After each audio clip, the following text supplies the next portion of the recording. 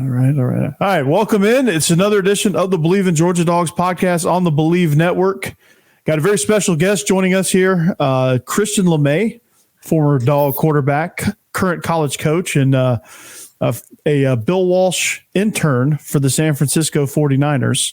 Christian, what's up, man? Nothing much. Just enjoying some time with my family and happy to be on with you guys. Heck yeah. And also joining us is our main man, Israel Troop. What's up, Israel? What's up, big dog? Man, glad to see my man Christian. He was, what we call a pup. When I was on my way out, he was coming in, so we were just talking about it. So glad to see him doing some great things, man. It's good to see the people that you come up with, start to do great things in their career, and you start to follow them, and it's only up from here. Hell yeah, man. But before we get into all of that, we're presented by betonline.ag. BetOnline remains your number one source for all your sports betting needs. Everything from, the Super Bowl just ended, but you can bet XFL, USFL pretty soon, NBA, esports, all of that. So you'll find the latest odds, team matchup info, player news, and game trends at BetOnline. So BetOnline features live betting, free contests, and live scores for almost any sport or game imaginable. We're the fastest and easiest way to bet all your favorite leagues and events. So head to betonline.ag to join. Receive that 50% welcome bonus with your first deposit. Make sure you use that promo code BELIEVE, that's BLEAV, to receive your rewards. BetOnline is where the game starts. Christian, I got so many questions about this 49ers experience. We talked a little bit off air about that, but how did you get into that, and how that become an opportunity for you? Oh man.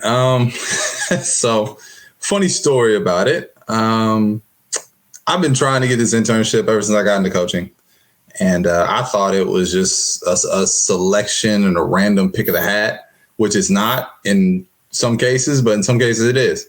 And I was a little bit of a 50-50 chance for that. But then I found out from one of my buddies that had gotten it before, Coach KJ Black, who's with the Los Angeles Rams. He's a quarterback's assistant there. He was formerly at FAMU as the quarterback's coach and co-OC, did an amazing job there. And that's why he's with the Rams now. But he was just telling me about, hey, man, and also my quarterback coach and quarterback trainer forever, Steve Calhoun, told me about it, and we all just got on a three-way call and kind of just were having quarterback talk, catching up. And they said, hey, you coming out, do you have an internship? And I said, no. And they were like, have you applied? I said, you got to do that? And found out that it's an application process. Like, I had no idea.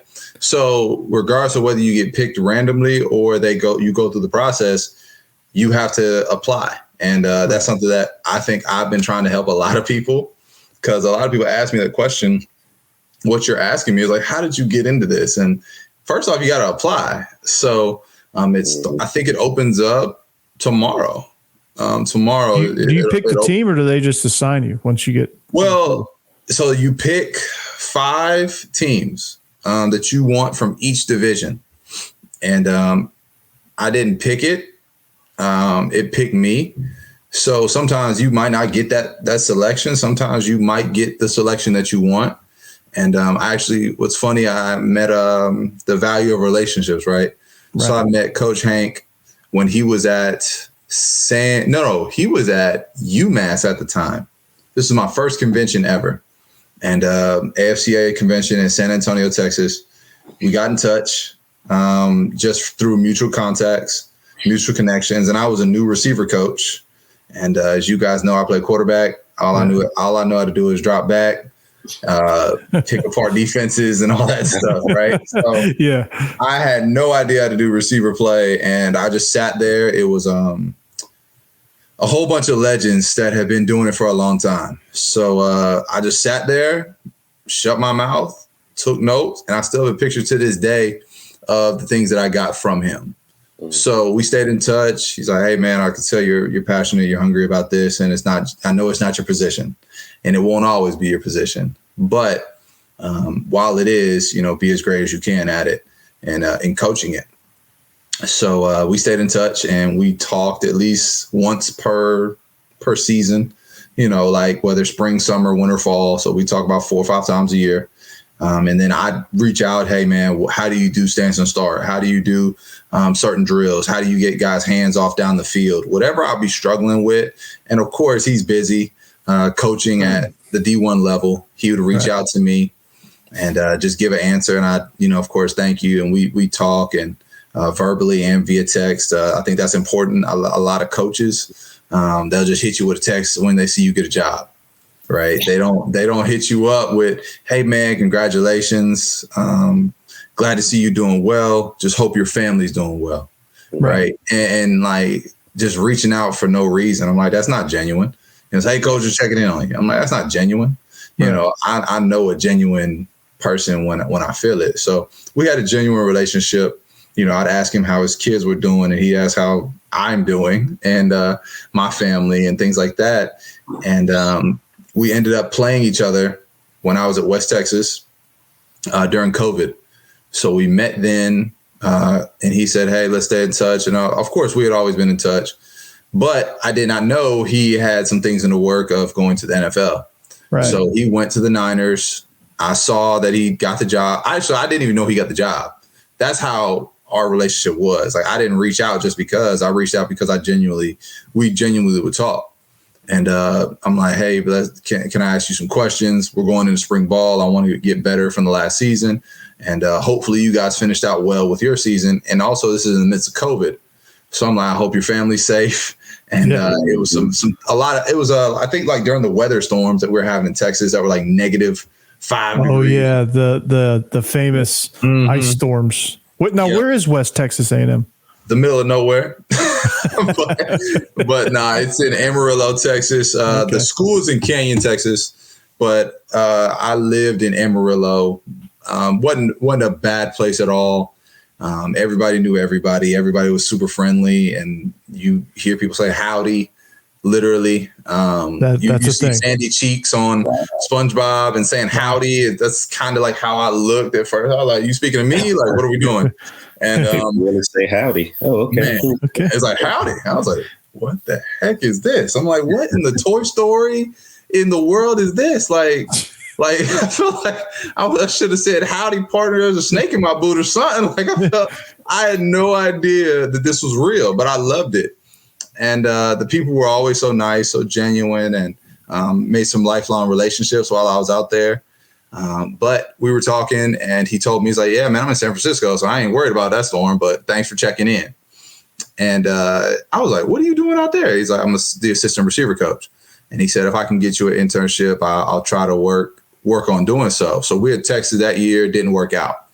And then we were just talking randomly. And then, of course, he was working. Had no idea I didn't know he was a full-time receiver coach until I got there. So that's how much we talk about football. We just talk about life, make sure everything else is good, and just a genuine relationship. And he's like, hey, man, I think I can help you out with an internship. And did you apply? I was like, yep, I applied. I'm in there. And then I had the internship within the next couple of days. So the value of quality relationships, and I wanted to say, I know it's a long way to get to it, but just the value of how a relationship that started back in 2018 came to fruition in 2020, where he could finally do something for me. And not like I was hoping and like, man, hey, you told me you was going to do this, this, and this. I'm like, no, it was just genuinely, it just happened. And I'm very thankful that he thought of me to bring me in to work with the guys that I did and work for him, as well as Coach Greasy in the quarterback room. And it was just an amazing experience, an absolutely amazing experience that I'm not thankful. I can't be too thankful for. It was outstanding. That's what's up, man. So I got to ask this, Kyle Shanahan is a mad scientist when it comes to these plays, especially, with Garoppolo going down and then you lose your number 2 and now you're with your number 3. Now you're going not number 4 because number 3 is knocked out. So, I mean, in order to come up with these plays and stuff, like how is he, as far as practice and, coming up with scheme and everything, like being able to use Deebo Samuel, everywhere on the field is just amazing to me. And you got top-notch tight ends who can pretty much do on the field as well. Yeah. I mean, the way he just goes about every day, is you would never know anything happened. I don't know if that's the Cali air hitting him or what, but man, he's just cool as a fan all the time. Now, granted, we all, as coaches, we're all coaches on here, right? And we get frustrated, but we all show our frustrations differently. He's just like, all right, well, here we go. And it's just like, boom, doesn't bat an eye. Yeah. And just the way that he does it with keeping the same personnel, but just like you keep the same formation, same plays, everything is the same, but your personnel changes. Mm-hmm. So you have somebody that might be the F or the H or the Y in this set. And in this set, there's still the F, H, or the Y, but it's just different formation, different personnel group. You go from 21 to 12 to 11 to 10. Like, it's incredible because you have guys like Debo, right, who's phenomenal. We all know Debo's skill set, but Debo is out a lot this year. So then you have Ray McLeod coming in. Then you have, multiple other guys like Juwan Jennings, who knew who he was before this season. Juwan is phenomenal. He's a day in, day out, block you type of receiver. Reminds me a lot of Marlon Brown. He was a quarterback in high school. Yeah, and he gets it. And he's a guy that like Danny, right? Danny's a rookie. You got a rookie playing at that top tier level where they didn't look like they were losing the game ever. And this is with injury after injury after injury on the offensive and defensive side of the ball. So I think the way that he structured the system is all based off of the formations, but you just put different personnel groupings in. Because literally I'll be watching the game and I have granted, I'm not going to lie, I didn't get the whole system. I don't think anybody will. That's why they have OTAs. That's why you have mini camp. That's why you have voluntary time and all that stuff. You're not going to get it in a 1 to 2 week span. That's like putting on a water hose and expecting to drink all the water and not a drop hit the ground. That's impossible. So for that time, it was just learning how the day-to-day operations were, learning how the process was, learning how, like, just learn it. Something simple as I tell people this all the time, and I think Brock would laugh at this. Brock would be like, okay, what did you say? Like on the headset, because you got to think about this. You got to think about this. You get like, and that's a play call, right? Yeah. You're getting somebody, hey, double right, twist, F near 46 on 1, ready. That's way too long. Right. Yeah. But we haven't talked about the play. That's just a base run. Yeah. It's like the twist is like telling somebody to switch places. Then we tell that guy to come back to the near position. And then we just basically get to what we used to call near and far. Yeah. You literally we used to run. It's like, hey, it's like R near 25 Rambo. Oh, that's all. That's what Bobo will call it, and that's how simple he made it. Which I am so thankful for that. Yes. But man, and then I got there. I'm like, I'm not stupid by any sense of the imagination, but this is a lot. Yeah. And he's going out there having to call it, no wristband, all that type of stuff. And I saw this the other day. People was like, man, people don't know it if they don't have a wristband. I'm like, you get out there and call what they calling without a wristband. Tom Brady did it his whole career, and now I see why. Because it doesn't matter how long you've known that system, it's easier to read than to. Yeah, you got to. And then the crowd is rocking, and then you get there, you're like, okay, and then you hear them again when you take your hands off, and then you got dudes in the huddle, and we all know, hey man, what I got on that again? I ain't got time for that, bro. Yeah, don't have time. So it's phenomenal just to see how he taught on a day in and day out basis, how Coach Slow taught from a day in and day out basis, how Coach Hank taught from a day in, day out. Because he had a very young group outside of Debo, surrounding him. I don't think a lot of people around the country knew until the playoffs how good that group was. Just a lot of guys that just did the work necessary and the blocking that they had to do. Because they're not just a random RPO team.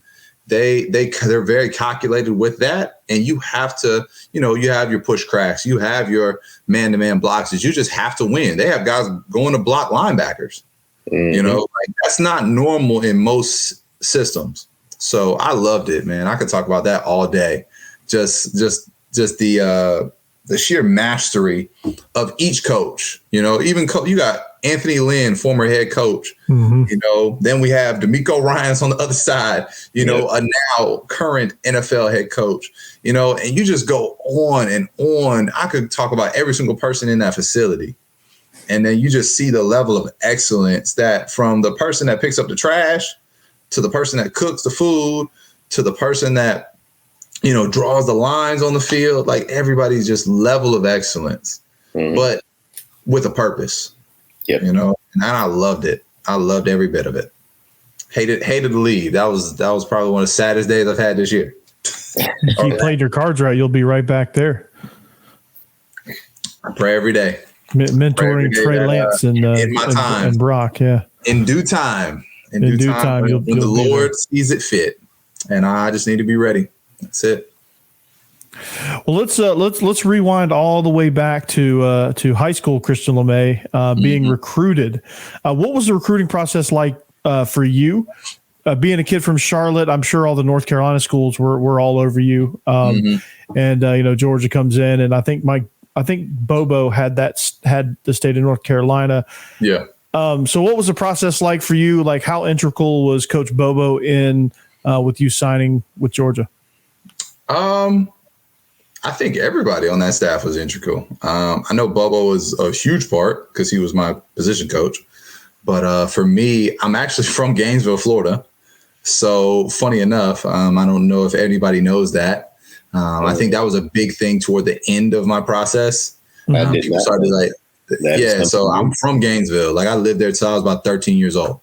And my best friend is coming up with Scotty Wilbekin, who played basketball at Florida, phenomenal basketball player, still making good money and winning a lot of games overseas. Super proud of him. Oh yeah. But we were literally like we were inseparable as kids. I would play AAU basketball with him, Austin Rivers, Shane Larkin. Like our team was pretty good. And so he ended up going to Florida a year before me because he graduated a year before. Because in basketball, it's a little simpler for transition than football, of course. And he graduated a year. He was like, "Hey man, so you gonna come back home?" And I was like, I don't think I am. So it was he wanted me to come back so bad, and it would be just like old times. And people thought it was the football side. I'm like, man, one of my really, really, really good friends is at a school that I always thought I was going to go to. I always thought I was like, as a kid, of course, you know, you're a Gator. Like there's no other way around it. So, and then Urban said, "Hey, I don't know if I'm gonna be back." And when he told me that, I was like, all right, well, it's time to really look elsewhere.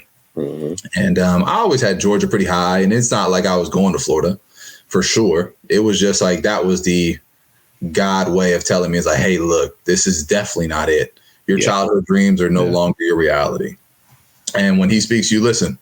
So, of course, with Coach Rick, with his standard of excellence, with his standard of just being a great person, you can still text Coach Rick to this day, and he'll hit you back. He might not hit you back today, but he will hit you back. Yep. And that's outstanding, you know, to say that about a man, that he said that this is the person that he is, and he still is that person. You know, in this day where we have transfers, we have NILs, we have a lot of different things that can distract you from the main reason why you're doing it. And he was always a class act. He was always a person of faith. You know, and not perfect by any means, just like none of us on this call are, right? And he always, and I respect him so much for the things that he said, hey, guys, I was wrong here. Like that was the first time I had seen a grown man in a setting of that nature say, I'm sorry, you know, and say I was wrong. And that demands your respect even more so. And that's something that I try to implement with my players. And I don't have all the answers. I don't have all the whereabouts about every single thing that's going on in this world. I try to give you the best that I can, and then I try to love on you the best way that I know how, which is the way that God loved us, you know. And if I'm operating in those simple principles and those simple rules, I should be good at the end of the day. And that's something that I try to hold dear to, but I learned that from Coach Rick, and that's something I will say that I am so thankful for him. And then Coach Bobo was great for me. I did not know his lineage in the Georgia football world. And, his dad was a great coach. Still doing it. Georgia. Still doing it every Saturday. Still phenomenal at it. Still got the coaching school, the quarterback coaching school and all that stuff. And yeah, man, he's still doing it. It's crazy. And his son, of course, goes to Georgia, does an excellent job. Him and Kirby are teammates then, and whoever would have thought, now look at them joining forces. Yep. It's just, like I said, just genuine personal relationships, right? And that's two stories, mine with Coach Hank, and then also Kirby and Bobo. You look at their story, it's just personal relationships, and I think also when Coach Smart came back, he brought back a lot of guys that had either been in support roles or had been, stars there at the school. That means a little bit more, right? Granted, we're all competitive, right? But it means a little bit more when you went there. When that G's on your chest, it's like, man, I ain't put this thing on since 99, and it hits you a little different, right? Or you got a legend like Coach G, he's like, man, I ain't worn the SEC logo in a while, and it means something to you because in the SEC it truly does mean more because it's just we remember the calls, we remember the legendary games that made us fans of the game, that made us want to aspire to get to that point, So I think all those guys coming back has been instrumental to their success, but I know Coach Bobo, Coach McClendon was awesome for me. Coach Ball, literally saw Coach Ball at the coach convention. Amazing. What is he at? Where's he at? He's retired now. He's swinging the clubs. Oh, okay. Hey, Troop knows he is swinging them clubs. Look, man, he's swinging them clubs. Hey, I still got it, man. I still bounce. I still got it. Bounce. Eyes. Stick. Yeah. Hey, Coach Ball. Hey, so what's funny is I told my buddy I was coaching receivers. He's like, you gonna get Coach Ball on him? You're gonna say bounce, eyes, stick. It's like you always gonna have that. Bennett was the favorite. Man, everybody, we always like Bennett. He was definitely the favorite. Bennett went bounds farther than anybody thought Bennett would go. And that was because of Coach Ball. And it wasn't anything crazy, but Ball was going to get the most out of you. Absolutely. And those guys did an amazing job of recruiting me, along with Coach Searles and the whole offensive staff. I mean, can't forget, Moby. Moby did a great job. Moby was awesome. Moby was on it. What's he doing? Have you? I haven't talked to Moby in so long. Yeah, I know Moby's doing something great. You know that. Golf or something because Todd was going when you got there, wasn't he, Coach Hartley? No. Hartley was there. He was there. He came back. He was there because he came back. Yeah, he was off. He was an off the field role, and then went to Miami, right? And then with Rick. Yeah, he was there for a minute, just briefly, and I was there 02 to 06. Okay, I was a recruiting assistant. Man, so he was there. Then you had Batson. Golly, because Batson's a Charlotte guy. Yeah, he's a Charlotte guy, and it's just, of course, all the connections. Oh yeah, Coach DeLay. Coach DeLay is the head coach at Thomasville now. Who? Coach DeLay. Oh, really? Call him Coach DeLay. Then we just call him DeLay. I was about to say, who is that? And I was like, oh, Fab. I got you. Yeah, he's Coach Fab's guy. He's the head coach of Thomasville now down here with us. That's crazy, man. He ain't got no hair now either. I think I kind of me and a couple of others might have helped him out with that. Oh yeah, hey, and then of course keeping us all together. Gant. Still holding the fort down, man. Gant the boys, man. Yeah, you see him on the sideline. He's still just rocking and rolling over there, man. Still chilling, man. Still he was there. He was there. I remember walking in as a freshman, meeting Gant, and I was like, okay, well, trying to figure out what this guy does, but everything. Yeah, I was like, that I figured out he is. He's a guy that you want to know. Yeah. He is the guy. I figured that out quickly. He does amazing job at his work, and he'll be there till he doesn't want to be there because can't nobody do what he does like the way he does it, and with the excellence that he does it at, and the relatability, the personability, and he does such amazing work, as all those guys do. I mean, you can't say enough about those guys. Well, tell me about these row wars you guys had going on here. I try to stay out of them things because unless you had some old linemen or you was feeling brave that day, you did not want to be a part of them. The best ones would be against. So my row, let's say like where I'm sitting, I'm looking directly out. So then there'd be like a row there, and then there'd be a row over there. So it'd be like all the 70 numbers, like 69 to 79. Then 80 all the way to 99. So of course that's Big Kwame is 99. So Kwame takes up two lockers because that joker was huge. And then you got Big D Lot, on the other side. And I'm like, nope. And then you had Big John Jenkins, who was an honorary member of both sides. So I'm like, no, I'm out. I'm out. But y'all want to wrestle around and play? Y'all got it. Top rows of the whole entire locker room was our row. So you had like me, Rennie. You had Rennie. You straight. Marcus Washington, Daniel Ellerby. Like all of us were on the same row, right? And then on the next row, like a bunch of linebackers and you. Yeah, it was Dewberry. Like Ben Jones was on that side, our row would go at it. And the goal was for you to stay on your row. So if somebody dragged you out of your row, it was over with. Like you're done for, right? Yep. So you just sneak up on somebody and snatch them up. Snag them up. Yeah, snag them up. You be holding on to the doors like, no, don't move me out. I mean, they tried to get me one time. Marlon was like pulling me. Him, Whoop. Conley, all the boys just snagging me back. Look, you had to make sure that you had somebody on your row. Oh man, it was funny. I held my own though. I was able to hold myself until that was Big Tree and Little Tree that were trying to get me that time. So guess whose row they were on? Man.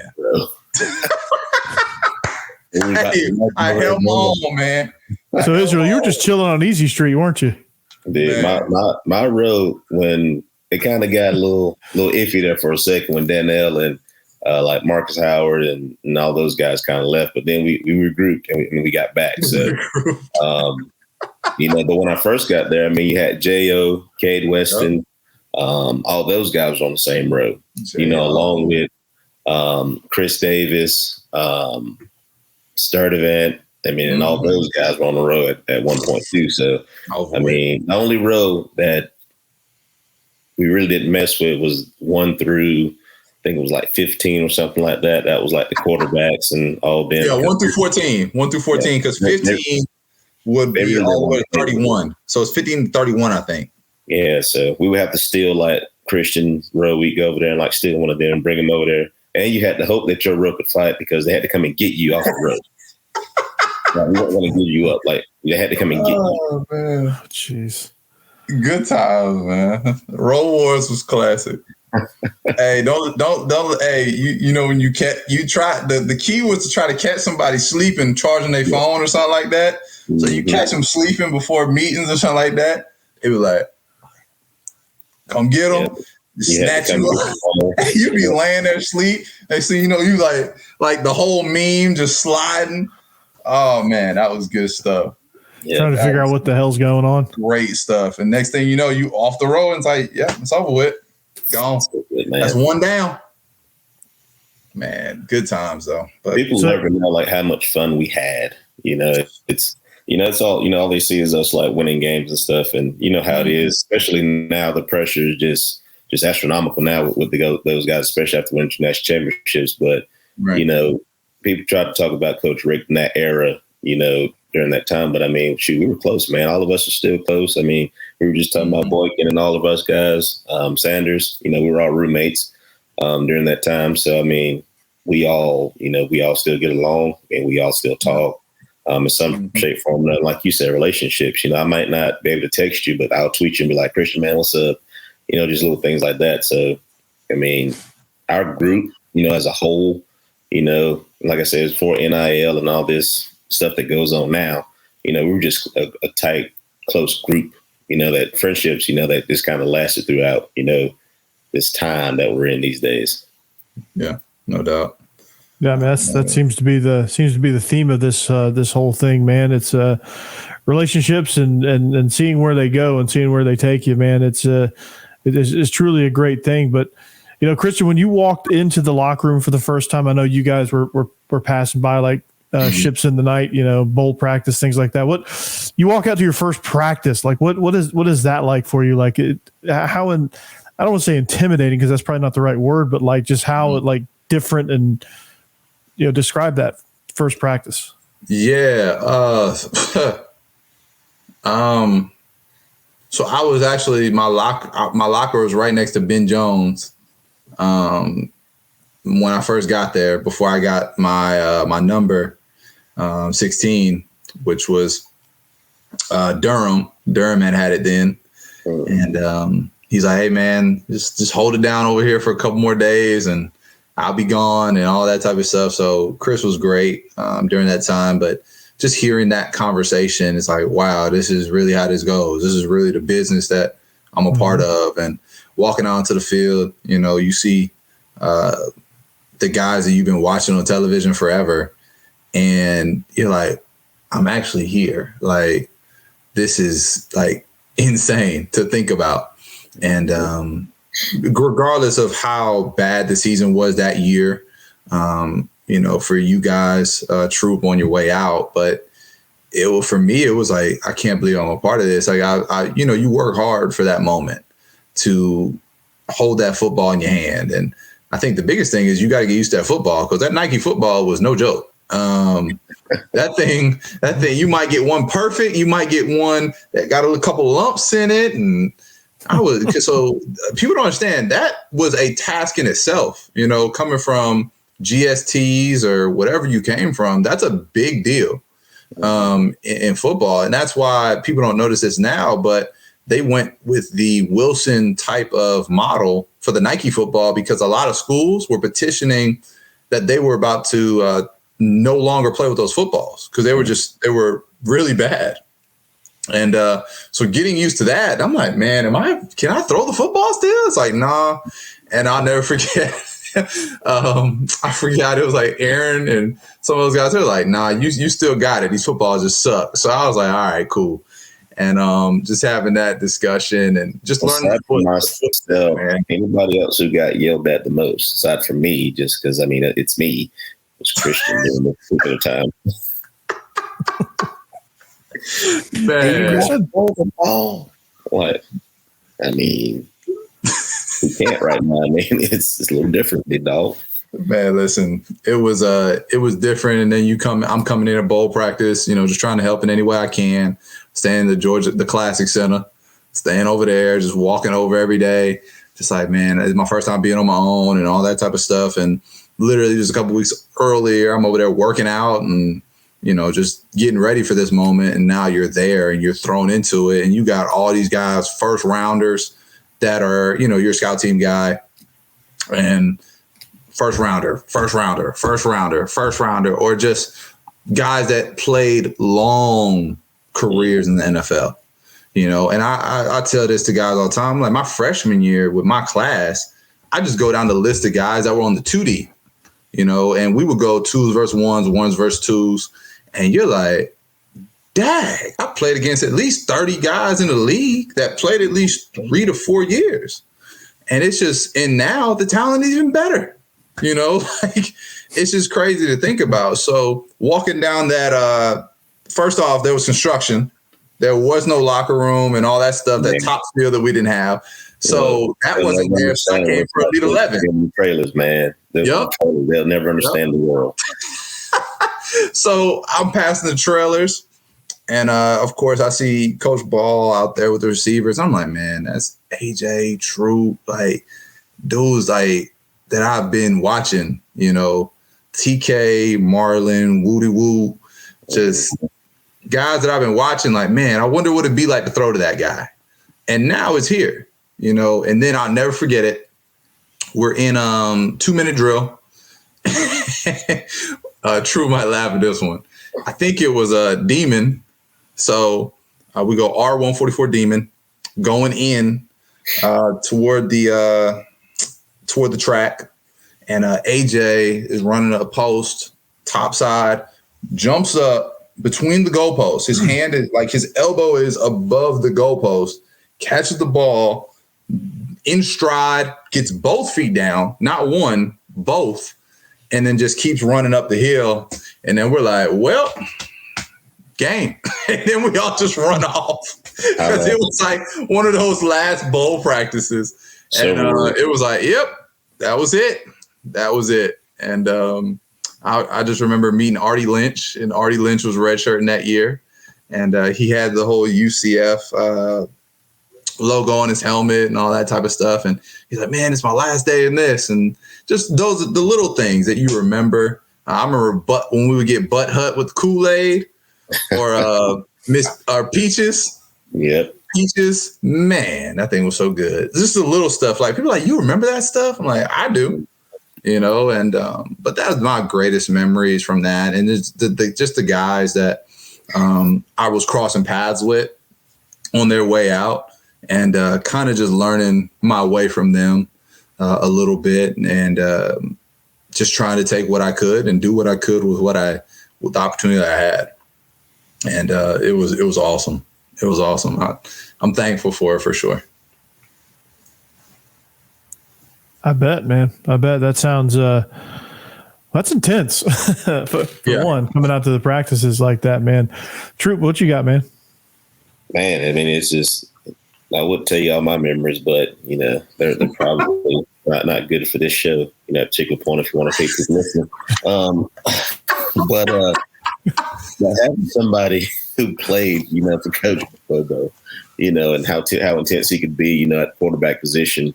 How demanding it could be at the quarterback position. Like we've all discussed it, you know, going into it, we think that Carson Beck is the guy, you know, until he proves he's not the guy. And you know as well as I do about Bobo and you know, being in the doghouse. You know, once you're in the doghouse, it's hard to get out, you know, especially with Coach Bobo. So, you know, if he stays out of trouble, you know, commits to the process of what's going on, I think he'll be the guy. But, you know, looking into it, you know, who do you think, you know, moving forward is the guy? You know, having played for Coach Bobo, kind of know what he's like in the meeting room, the demand that he has from the quarterback position. Like, what do you think, or who do you think is going to be the guy, you know, going through spring and kind of moving forward, you know, for that first game in September? I truly think what you just said, honestly. I mean, he hasn't done anything to lose it. And plus, he just looks like a leader that truly has the team's respect. Truly, the guys are like, all right, this is our guy. Until, like you said, something else happens. If he goes out there and gets a DUI or something, that'll hurt you. You know, if he goes out there and doesn't do right at Rankin Smith, you know, then that'll hurt him, right? So just little things, right? Or does something at the dorms or whatever, right? And I'm praying that this is not the case for him. Or emerges from an alley. Yeah, right. So I don't see that being him. I truly don't. And but you see some crazy stories. APD, man, they still hate us to this day. What? To this day, the Athens police, man, and ACCPD or whatever. Yeah. Oh, the beef between the two. Yeah, man. You know, it's crazy. See, it's not just me and the couple of us, man. See, Christian knows too, man. They don't like us for some reason. Nah, and I was low key. I didn't even do nothing. Yeah, like he knew. Yeah, like because they come in and tell us. And Gant would always, once a year, he'd make sure that we know. And he's like, hey, look. And honestly, it was funny because you would see certain officers, they'd roll the window down, say what's up to you. Yeah. And the other ones, they give you that. Mm-hmm. It's like, all right, now pull off fast if you want to. These lights about to go off. But we knew that if you were smart and paid attention. And thankfully, I was smart enough to pay attention to what they said. And even though I wasn't a adventurous guy, to try to push the limits. I knew it's like, all right, even the smallest thing could cause something to get you in the newspaper. Well, those bike police, they would camp out right there, man, right by Flanagan's. I saw one dude. I mean, it was a random dude. I have no clue who it was, or I don't think it was. Obviously, this guy obviously was not an athlete, but he walks out. He has a Bud Light bottle in his hand, and then like Urlacher, this freaking cop just comes out of nowhere and just tackles him into the trash pile, arrests him. Not the trash pile. Yeah, he got it was bad, dude. I was like, oh, that sucks. Yeah, it's or remember that the backside of Sanford where the locker room is, that hill right there. Oh God, you better slow down. Oh yeah, going for the ECV and all that. In between the bushes, right in front of the railroad track. That's what they got. And then right there by Riverbend too. You come down the hill and then you go right there by Riverbend and Blind Pig. Like, oh yeah, they got so many DUIs. Yes, I'm sure, just right there. I think that's where they got Crowell. Yeah, no, I thought they got him at Millage. Yeah, they got him over by like the Ramsey Center, right? Coming away from like Ramsey and like East Campus. There? Yeah. Why would he? I think he was just driving through. Maybe I don't know. Maybe he lived over there. Yeah, they got him right there. I thought that the story was he got caught right under the bridge. So that was the story, and I was like, "What?" I thought that was somebody else. Okay, maybe he was so close. Well, there's been a lot of stories over that bridge. That bridge ain't been too good for a couple of us. No. That bridge is because they perch right up under the bridge on the other side. Yes, and then they get you because it'd be like a bike cop or they get you in that little parking lot, or they be posted up in like where the visitor comes in, the visitor buses come in, so they'd be just backed up right in there. They get you on your scooter during the day there. Get a couple of motorcycle guys over there. Just they'll get you because you can't slow down. No, you cannot slow down, or else it's over with for you. I got a ticket right there. I got a speeding ticket right there, man. I am thankful I never did. Never. Safe. I got a lead foot. What am I saying? So talk to us, Christian. I know you transferred to Jacksonville State. What was that process like for you? Yeah. I mean, the process was great. I truly. So what's funny is I actually had this on, and I was like, well, I can wear it now since I was on the Georgia podcast. I know I need to wear something else, but it's getting a little hot in here. Let me go. It is. It was. Let me go and break out this game. I was like, man, it's a little hot here, but it was a great experience. What's funny is Bobo actually coached there for like a semester. And he actually had a great relationship with Coach Jimmy Ogle, who did an excellent job in getting me there. And I'm trying to think who else did. Sean was there. And then I think Shaq Fluker also was there with me. So briefly. And then he did an excellent job of getting me there. But once again, relationships. So they had relationships, knew that I needed to get a fresh start, knew that that's what I was desiring, went there and learned and came back in love with the game of football. Because at that level, you can get the life sucked out of you so fast. And especially when things aren't going your way. You don't get the breaks. You don't get this. You don't get that. And it's hard to ever get back on track sometimes. So for me, I was just so thankful, first off, for the experience that I had at Georgia, right? That was an amazing experience that I can't trade. Would not want to.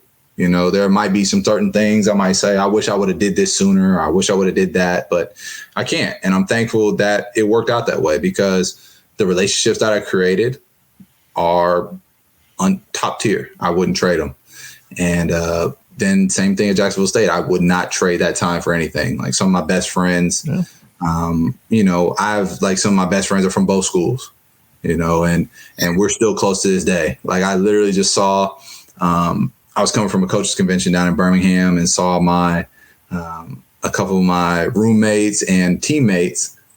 We just met up and funny enough, we got served by a player that I coached. Like, that's how funny and small this world is. It's like, how in the world do we have a guy I coached and my 2 offensive linemen all at the same table? And it doesn't work out like that, right? But that's what happens when you just treat people right, do the right thing, and treat everybody the way that you would like to be treated, which is a golden rule, right? So when I went to Jacksonville State, won two conference championships, and had an opportunity to play against Carson Wentz in the national championship game, which was freezing, which nobody believes me, but it was snowing in Dallas, Frisco area of Texas. Mm-hmm. So you go from hot Alabama to snowing Texas. Israel, you jealous? I tease him all the time about snow because it snows up here pretty frequently too. Oh my gosh. So I learned about snow at West Texas. That's a totally different story. But yes, so to have 2 conference championships, be a part of it, get back on the field, and then give myself an opportunity to play moving forward was outstanding, and get 2 degrees in the process. Right. And I learned some things that I never would have learned at Georgia. Like, I had a job while I was playing. Like, that will never happen at Division I school. Right. Must be nice. So what's funny is I worked as a camp counselor in the summer, which I loved. And then I worked as an academic advisor and a desk clerk by day. See, so that's what I would do. You can do that now. Dude, if you did that back in the day, boy, I'm going to be on the bench for a couple of games. Especially at Georgia. 4, as a matter of fact. 4. Oh, I know it.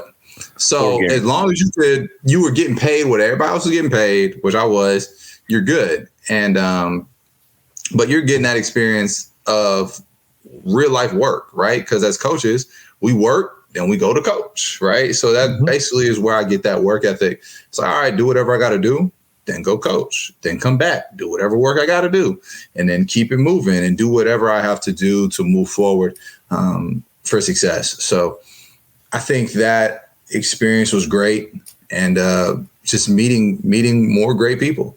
I stopped by there and I stopped by Georgia in the same day. Like, that's the way that that's how great it was for me. Not saying it was perfect at all as far as on field, but off the field, it turned me into the man that I am today, which is a person that knows how to respond to adversity and knows how everybody feels, right? Because I've been on the field and I've felt like I needed to be on the field all at the same time. And I can tell a kid, hey, man, I understand exactly how you feel. Exactly. And I'm not exaggerating, right? A lot of people say, oh, man, I get how you feel. No, you don't. You've never been in this position, but I truly understand it.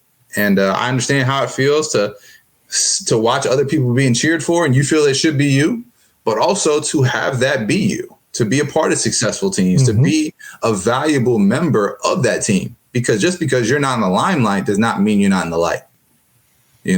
And just because a lot of us are so like, oh, well, I'm not the focal guy. I'm not this. You are still important, because none of this would happen, right? Like we talk about this all the time as coaches, but we truly mean it. Yeah. We would not be here without the scout team guys. We wouldn't be here without the special teams guy. Right. Preach. Like, we always talked about it, like Costa Vavelis. He was awesome. He would go run down. He would get beat up. He would give the defense a break because he would always get beat up on special teams, and he'd lay there for a little bit. And that was just his role. Like, he was going to sacrifice his body to put us in the best position possible on special teams, and didn't hardly ever play it down on defensive plays. But that dude right there was an integral part of us getting to back-to-back SEC championship games. Without that guy on special teams, like, he had multiple blocks, it's just multiple guys. Like, that's just one guy I can name that comes to the top of my head. But Chad Glore, Blake Sailors, those type guys. Yeah. Yep. Because that's all they did, special teams, and then you have other guys that all they did was, like, shoot, let's look at B Hart, right? B Hart was a daggum scout team guy the start of that week End of the week, dude's running for 120 yards. Yep. Like, that just goes to show everybody's important. Everybody's valuable. And those camp reps you get are valuable. They're important, right? And he never looked back, and he kept getting reps, Absolutely. and just saw B. Hart at a coach's convention as well, So it's just. I tell my players all the time, you know this from coaching receivers too. I said, you know how hard it is to go into a game and know that you're about to run a decoy route so they can throw the ball to AJ Green. I said, so you're mad because you didn't catch the ball. I know that this guy is going to the NFL, but I also know that everybody's going to know my name because I'm on the field. Right. My touchdown against Auburn, that play was designed for AJ. He just happened to get hurt the play before. Next man up, and that's me. I mean, Bubba had no clue that I was even in the game. Had no clue. That sounds about right. This is 28 guy. What the hell? Yeah. You know what I mean? So, and I tell people that story. There's no shame in my game. I'm like, look, he had no clue that AJ was even hurt. He just knew he wanted to call a play, and it just happened to come to me. You know what I mean? So, for me, I mean, I didn't care. You know what I mean? I'm like, I'm still gonna get as much shine as this guy is, just because I'm on the field. People know who I am. And that's the thing. Today, in today's game, and you alluded to it earlier. Everybody wants credit. Everybody wants to be seen because mama and grandma and them tell you that you're just so good, and you're not. You're not that guy. You know what I mean? So the best thing to do is just do what you're supposed to do. Be a great teammate. Yeah. How many guys on our team, our squad during that time? You just named just a couple of them. We're just great teammates. Yeah, yeah. Man, there were too many to count. I mean, and guys truly just loved being around each other. Yeah, and I think that's why there was such sustained success, because it was just a culture of love, respect, and we get after it, but just guys truly loved being around each other and still do. That's why anytime anybody has anything going on, it's like, hey, man, how can we help you? And I'm talking about guys in the car driving 5-6 hours or more, right? And we're there, And it's guys that whether we play together, we didn't play together, but it's just that brotherhood of, if you play for Rick, it's a totally different brotherhood, and we just truly loved each other. And then I went to JSU, that type of atmosphere, once again, and it was refreshing to see that and see people's families in the building all the time. You don't have all the fancy glitz and glamours of Georgia, right? We don't have an indoor facility, and you have literally from here to here is like the offices, right? Where we would meet, and the coaches, that's his personal office. So you meet in that office, that's his office. When you leave, he gets his solitude back, So as opposed to like, oh, this is just my meeting room. No, that's your meeting room. That's your, if you need extra study hall time, that's that as well. And then the kids, they're in there all the time. So don't let him have to babysit a kid, And I remember babysitting certain one of my coach's kids, because I'm up there watching film and I'm like, hey, man, just come on and you can play with me or whatever. And I know that will help their dad, And plus, I love kids. So that's why I worked at the daycare center. And then what's funny is going back and seeing those kids now, they're full blown adults. And I'm like, you've got to be kidding me. Like, I used to watch you as a kid. Well, you the old guy. Yeah, sheesh, 31. Dang. But those are the things that 39 guys. I can't. I'm the old guy. Yeah, I can't not be thankful enough for those experiences. Because I had certain experiences, Georgia, excellent. Certain experience, Jacksonville State, man, just I can't trade either of them. It was an amazing experience, quality people that helped me even to this day of coaching, as even in just regular life. I just text my coach at Jacksonville State today, happy birthday.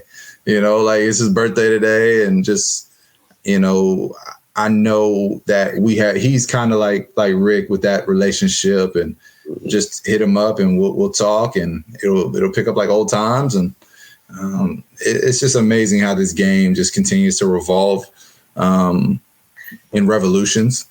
But if you do it wrong, it'll revolve in revolutions. If you do it right, it'll revolve in revolutions.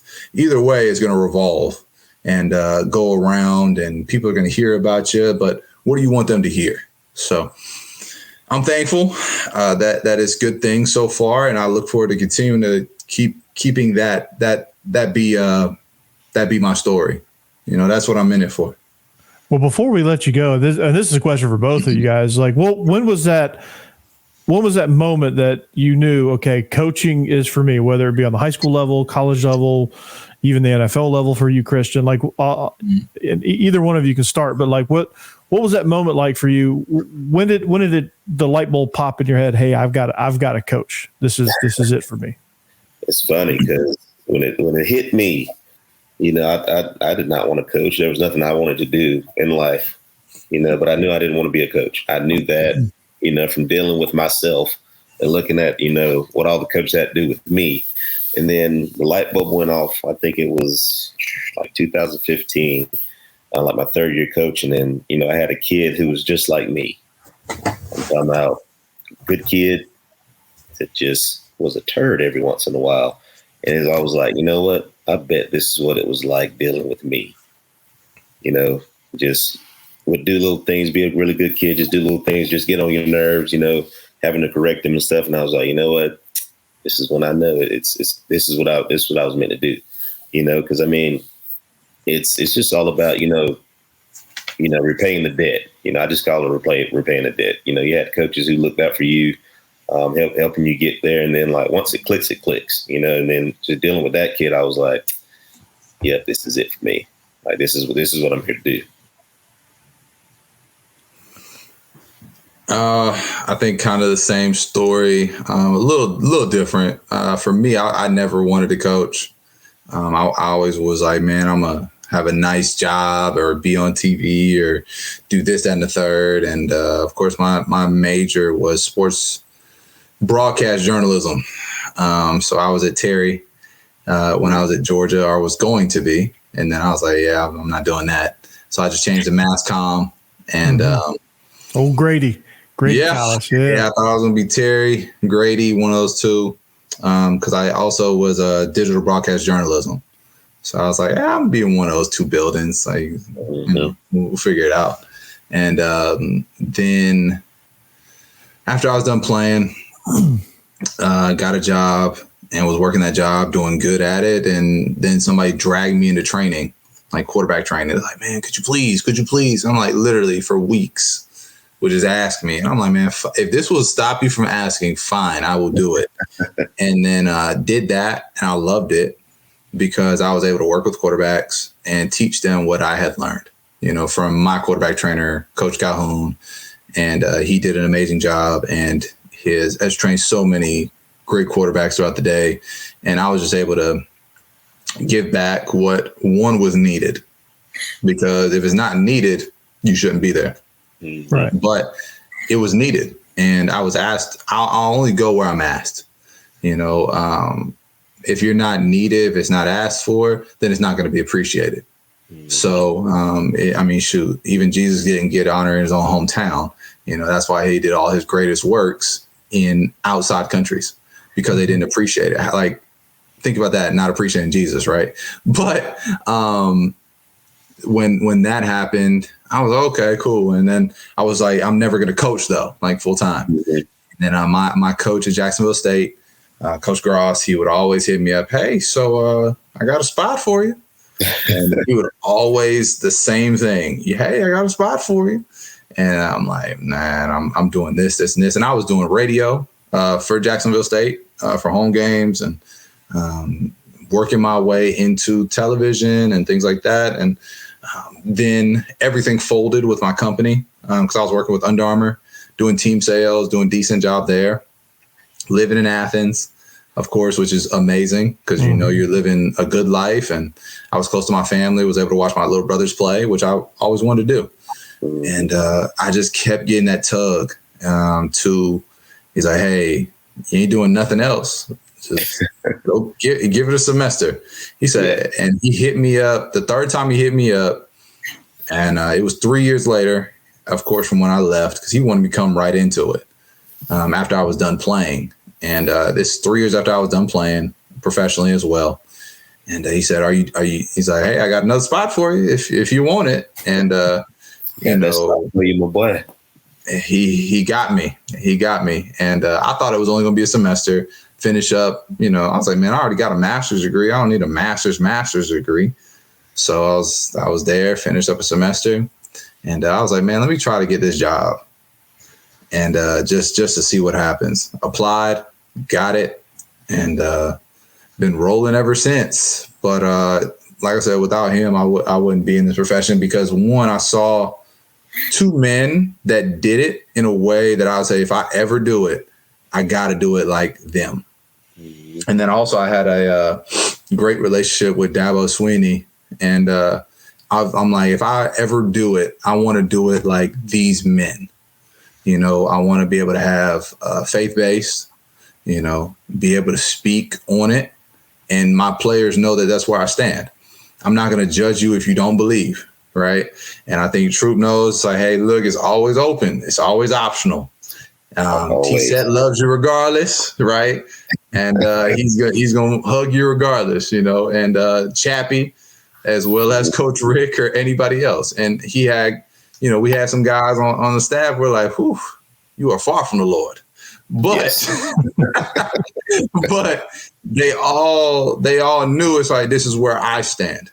Mm-hmm. And I know that learning from those guys created a passion in me to want to do it in a way that I'm like, you know what, this is a way that I could get in this profession. This is a way that I can change lives. This is a way that I can do what I'm called to do. You know, football is a calling for sure, because to deal with a high school kid that doesn't know how to put his pads in his pants, to dealing with a college kid that isn't learning their way, that feels entitled to this, and this, and then their parent, it's their first time away from home, or dealing with an NFL guy that it's his first time ever having that kind of money. You're making $500,000. That's about at least 480 to 475 more than the average American, right? Mm-hmm. So that's what typically, and I say that number because most of them, their parents are making minimum wage, right? 25 to 20, you know, and there are people that are living that way. So they're the first out. And to learn, like, hey, man, you don't have to eat out every night. Mm-hmm. Hey, man, we have food here that you can take home to save money. Hey, you don't have to buy this jewelry. You don't have to buy this car. This is a good investment. This is a bad investment. So seeing that in firsthand, right, at all levels, every level is a lot of the same, but a lot of different, you know. And I think that, you know, God put me in this position for a reason, and to take dominion over the sporting arena, because there's a lot of bad in it. We love it, but there's a lot of bad in it. And there's a lot that does not come to the light. And when it does, we're just shocked and surprised. And then some people are like, oh, yeah, I knew that. I saw that coming. And I think both of us, all three of us on this call, we're like, we've seen plenty of things. People are like, I can't believe it. He really did that. I'm like, yeah, he did. Yeah, he really did do that. Compared to. Like, we were just waiting to see how long it was going to happen. Exactly. He made it this far. Oh, that's impressive. Yeah. Right. It's like, man, he's breaking a record, you know. And I laugh, and people are like, "You're not shocked at that?" Like, I'm like, that's what it is. Coaching where I coach, nothing shocks me. So yeah, and it's just, I just know that I was here for a reason, for a purpose, for a time, and the time is now. And I'm thankful that I'm able to have the call, and I'm going to answer it as long as I'm able, and try to bless as many people as possible, give them the hope to move forward, to change their life first, but also to change their families' lives, because I don't think a lot of these guys know that what they're doing is changing the lives of adults, like drastically. Like, oh, yeah. Mom's life changing, dad's life changing, uncles, siblings, community members. They're changing their lives. And if we don't utilize our impact to change lives, then we've missed the mark.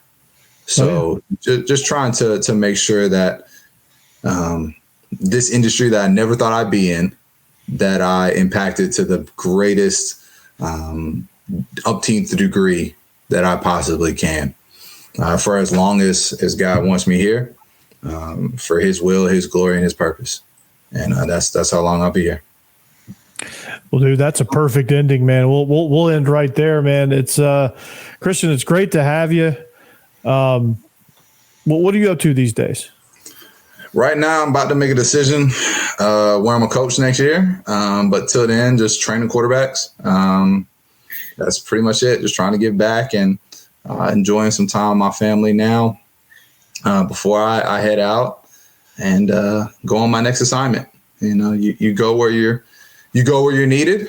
You plant the seed and then you water it and watch it bloom. And see how it grows. Yeah, man. That's it. There's going to be a place down in South Georgia for you one day if you ever decide.